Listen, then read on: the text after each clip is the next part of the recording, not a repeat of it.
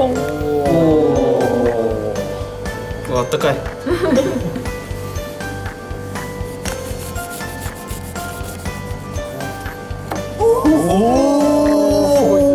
らしいんじゃない？らしい。すごいしっかりバウムクーヘン。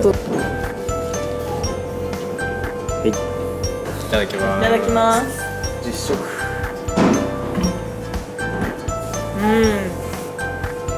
どう？卵の味が美味しい。あったかくて素材の味がして美味しいです。卵とはいいんだよ。めっちゃ美味しい。卵の旨味が感じられて美味しい。